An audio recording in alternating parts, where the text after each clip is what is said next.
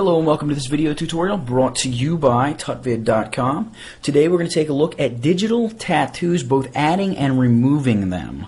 So a lot of times if you're shooting somebody, they may ask you to, hey, remove this tattoo, or you may absolutely have to, depending on what you're doing, but it's definitely a skill that you need to know. Adding a tattoo, maybe not so much a skill you need to know, but kind of a fun thing to do sometimes if you're kind of messing around with some friends or just, hacking around in Photoshop. So let's take a look at how to do both of those things. Both of them are pretty easy to do. Removing a tattoo can be tricky, especially with an image like this. You're going to see here, we're just going to remove the part of the tattoo that is to the right side of the strap, like so. Now removing the rest of it would be quite difficult. As you can see, if I remove the tattoo altogether, her back has a lot of darks and lights, so that's going to make it kind of difficult to do. But for the most part, you're not usually going to have to remove a tattoo from an image like this. Usually it's going to be off of a sort of a solid chunk of skin out here, where it's going to be pretty easy to do. And using the techniques we're going to use here to get it off of her shoulder, you'll have no problem getting tattoos off of skin by the end of this video. So let's go ahead and close this down. There we go. Nah, I'm not going to save it. I'm going to hop over to Bridge. That'd be Command Option or Control Alt O. That's going to open up Bridge for me, and I just want to grab wedding.jpg and tattoo.psd, drag them right into Photoshop. Let's minimize the bridge. Alright, here with our image, the first thing we want to do is duplicate the image by going Image Duplicate. Hit OK. And we want to desaturate this image and save it. So Command Shift or Control Shift U, hotkey for desaturating, then Command Shift or Control Shift S to save as. We're going to save it as a PSD, and we're going to name it Displace. There we go. We can now close that. Alright, so back here with our original wedding image. Grab the tattoo.psd and hit V, which is your move tool. Now, you can just select whatever it is you have, drag it right up to the wedding.jpg tab or your image tab right up there at the top. Drop it in the new image, and we want to size this down quite a bit. So Command or Control T, hold down my Shift and Alt keys, or Shift and Option if you're on the Mac.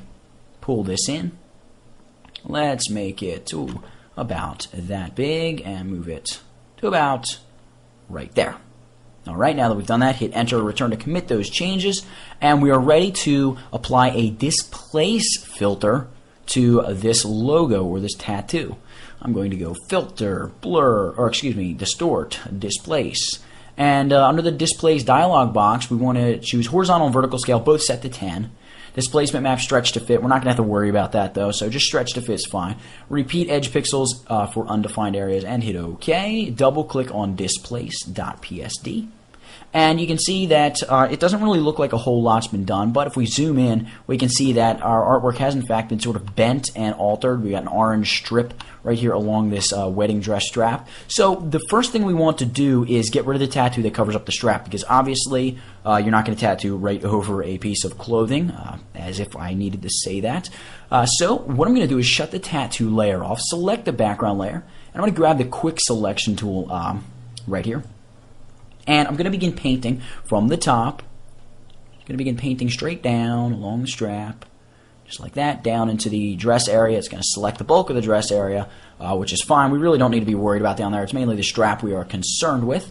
And I'm going to hit Control Shift on the Mac, that'd be Command Shift I, and I'm going to zoom out. And what that's done, you can see it's selected everything except this little dress area. So I'm going to turn my tattoo layer back on and just hit the New Layer Mask button.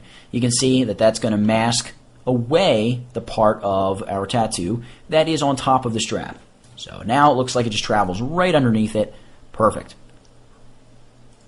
And the last thing you have to do is really simple. Simply duplicate the layer, Command or Control J, shut the top layer off, select the bottom layer, set the blend mode to saturation. You can see it just basically sticks this gray blob of fleshy stuff on her back, for lack of a more descriptive word. We're going to turn on the layer above that and set it to overlay. And we're just going to simply reduce the opacity a little bit. There we go. Looks pretty natural like that. Alright, now that we've done that, we have learned how to apply a tattoo.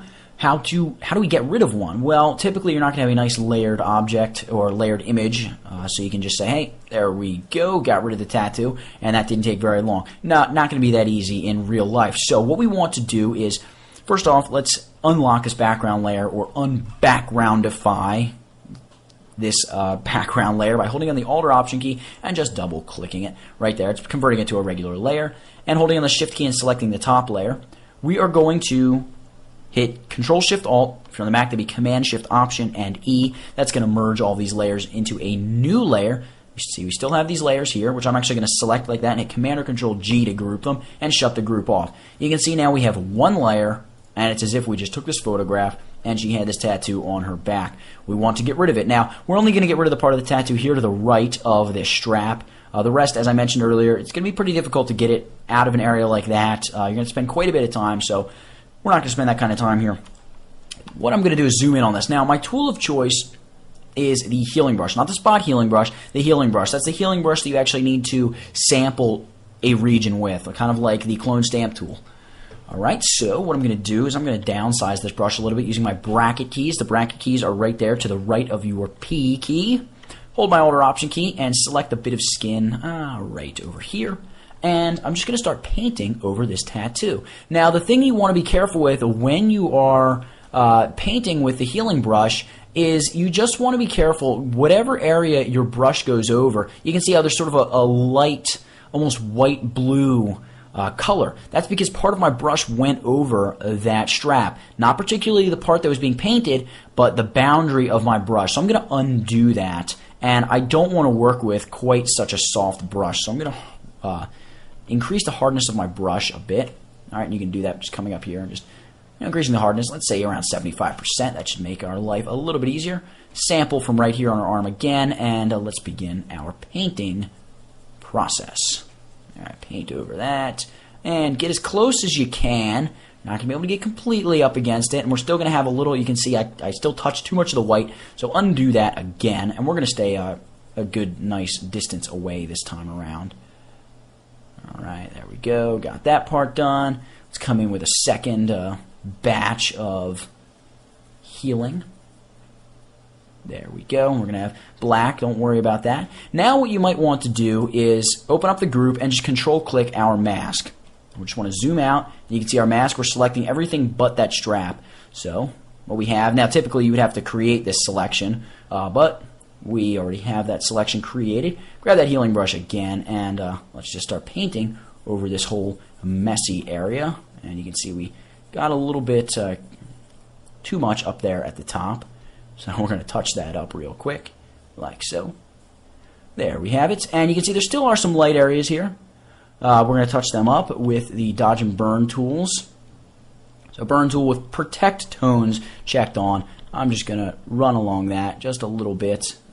You may want to take the Clone Stamp tool if things get really messy and just sort of touch it up a little in there with that. And then you can go in with the Spot Healing brush. Alright, set even smaller. Like this, maybe 3 or 4. And we're just going to begin just sort of blending this in. And remember, you just don't want to run over any of that white because that's going to really mess us up. Alright, there we go. Blended nicely.